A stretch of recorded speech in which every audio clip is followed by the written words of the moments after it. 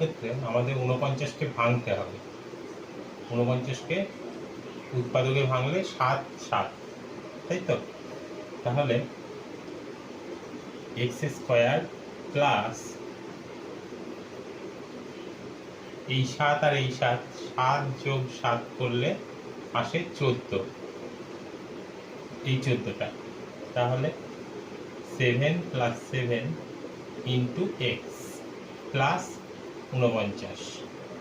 তাহলে x square plus, এবার bracket থেকে বার করে দিলাম 7x প্লাস 7x প্লাস 49।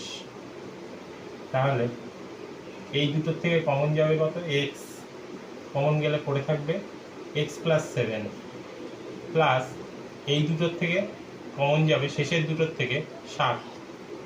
তাহলে ভেতরে থাকবে এখানে এক্স প্লাস এখানে 7 7 49 7। তাহলে x plus 7 into x plus 7। এটা আরও একটা ভাবে হয়,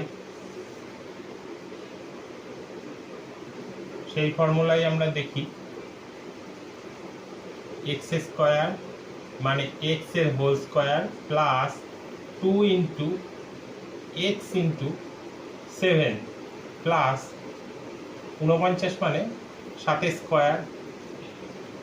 তাহলে a square plus 2ab plus b square, সেক্ষেত্রে এক্স প্লাস 7 তার হোল স্কোয়ার, যেটার মানে এটাই, অর্থাৎ x plus 7 into x plus 7।